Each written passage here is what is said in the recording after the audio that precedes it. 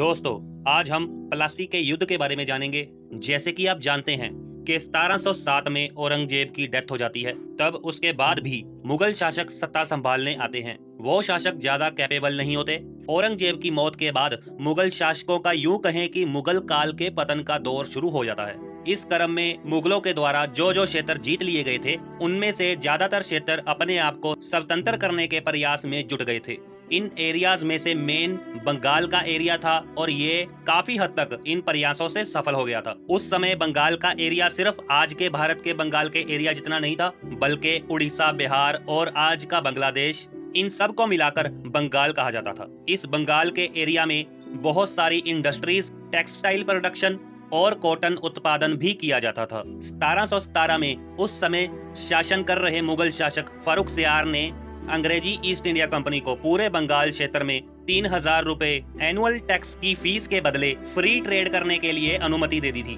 जिस समय मुगल शासक फारूक सियार ने इंग्लिश ईस्ट इंडिया कंपनी को 1717 में फ्री ट्रेड की अनुमति दी, उस समय बंगाल के सूबेदार मुर्शिद कुली खान थे और वो मुगलों को समय समय पर अपनी तरफ से नजराना भी भेजते रहते थे। फ्री ट्रेड की अनुमति देने से बंगाल की राजनीतिक शक्तियों और अंग्रेजों में इस वजह से थोड़ा थोड़ा संघर्ष भी होता था।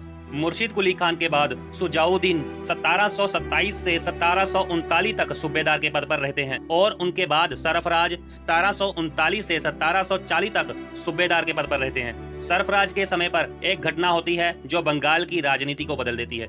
उस समय एक जनरल था जिसका नाम अली वर्दी खान था। वो सत्ता पाने के लिए सूबेदार सरफराज को मौत के घाट उतार देता है और 1740 में बंगाल की सत्ता अपने हाथों में ले लेता है। अली वर्दी खान ने मुगलों को 2 करोड़ का नजराना भी भेजा ताकि मुगल उसे कुछ न कहें, और ऐसा हुआ भी। मुगलों की तरफ से ये नजराना स्वीकार कर लिया गया और फिर अली वर्दी खान बंगाल की शासन अवस्था संभालने लगा।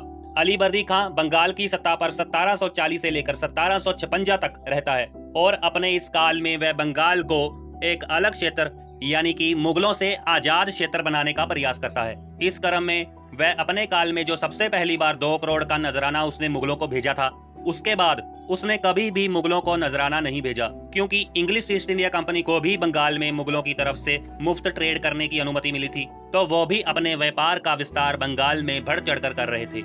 अंग्रेजों को इस एक्सपेंशन और उनकी बंगाल में मजबूत हो रही स्थिति पर अली वर्दी खान की नजर भी थी, जिसके बाद उसने इन यूरोपियन कंपनीज को मधुमक्खी के छत्ते कहा। इसका मतलब था कि जैसे मधुमक्खियों के छत्ते से अगर प्यार से शहद निकाला जाए तो कोई दिक्कत नहीं, लेकिन अगर उनको चोट पहुंचाई जाए तो वो मधुमक्खियां जानलेवा भी हो सकती हैं। और ये यूरोपियन कंपनीज भी कुछ इसी प्रकार की थी। 1756 में अली वर्दी खान की मौत हो जाती है और उसके बाद सत्ता पर कौन आएगा, इसको लेकर क्वेश्चंस खड़े हो जाते हैं, क्योंकि अली वर्दी खान की सारी संतानों में उसका एक भी पुत्र नहीं था। उसकी 3 बेटियां थीं और उनके भी विवाह हो चुके थे। पटना, ढाका और पूर्णिया में उसकी 3 बेटियों की शादी हो चुकी थी। अली वर्दी खान का कोई भी पुत्र ना होने के कारण उसकी जिस बेटी का विवाह पटना में हुआ था, उस बेटी के पुत्र को अली वर्दी खान के बाद बंगाल की सत्ता प्राप्त हो गई थी, अर्थात अली वर्दी खान के नाती को उसकी गद्दी प्राप्त हो गई थी और उसका नाम था सिराजुद्दौला। सिराजुद्दौला को 1756 में बंगाल की सत्ता प्राप्त होती है। उसके सत्ता में आने के बाद बहुत सारे लोगों में जलन की भावना पैदा होने लगती है। जैसे कि मैंने बताया कि अली वर्दी खान की 3 बेटियां थी, जिसमें से एक बेटी के पुत्र को बंगाल की सत्ता प्राप्त हो जाती है, जिस कारण अली वर्दी खान की बाकी 2 बेटियों यानी सिराजुद्दौला की मासियां उनसे जलने लगती हैं और वो चाहती थी कि सिराजुद्दौला की जगह उन्हें सत्ता प्राप्त हो जाए। इससे साथ साथ सिराजुद्दौला के दरबार में भी बहुत लोग ऐसे थे जिनसे सिराजुद्दौला की नहीं बनती थी। इस प्रकार सिराजुद्दौला के विरोध में बहुत सारे लोगों के होने के कारण और एक प्रकार के इंटरनल कन्फ्लिक्ट होने के कारण उसकी सत्ता खोने के बहुत सारे रास्ते बनने लगे।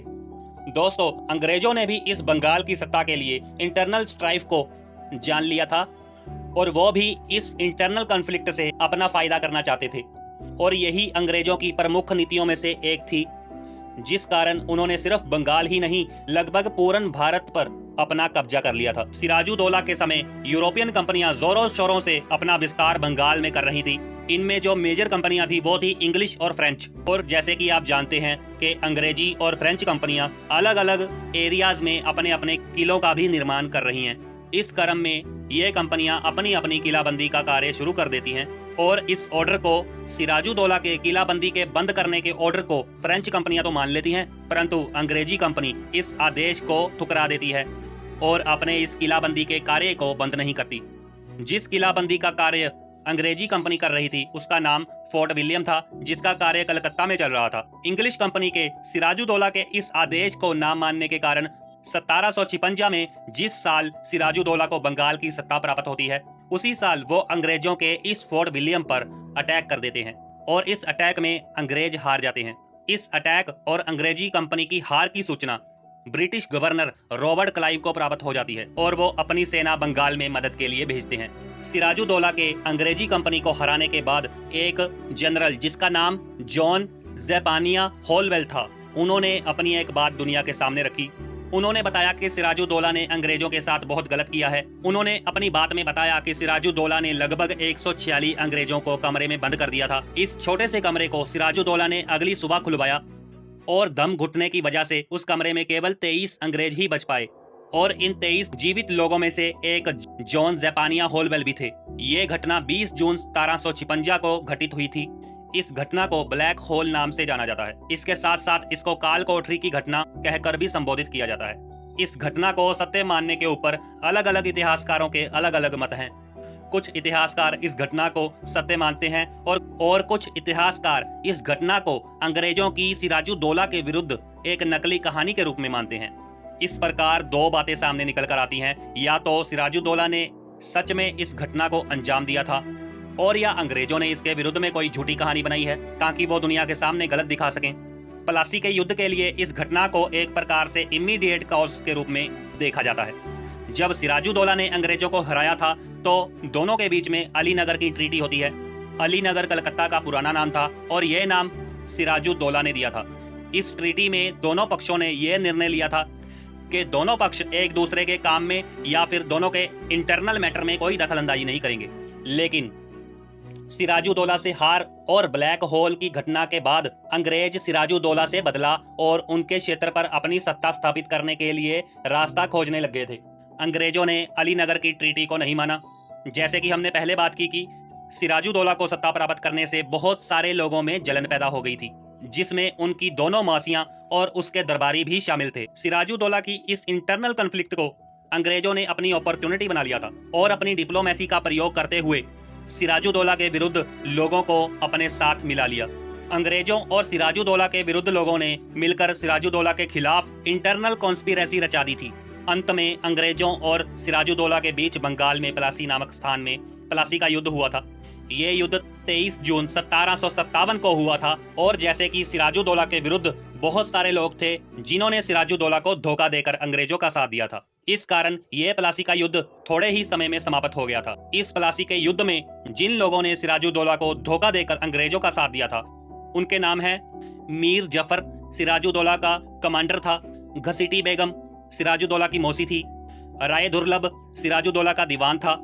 जगत सेठ ये एक बैंकर था और अमीन चंद ये व्यापारी था। सिराजुद्दौला को इस युद्ध में इतने सारे लोगों के धोखे और कॉन्स्पिरेसी के बाद हार का सामना करना पड़ा था और अंग्रेजों को इस युद्ध में जीत प्राप्त हो गई थी। इतने सारे लोगों के धोखा देने के क्रम में 2 जनरल ऐसे थे जिन्होंने सिराजुद्दौला का इस प्लासी के युद्ध में सहयोग किया था। उनका नाम था मीर मदान और मोहनलाल।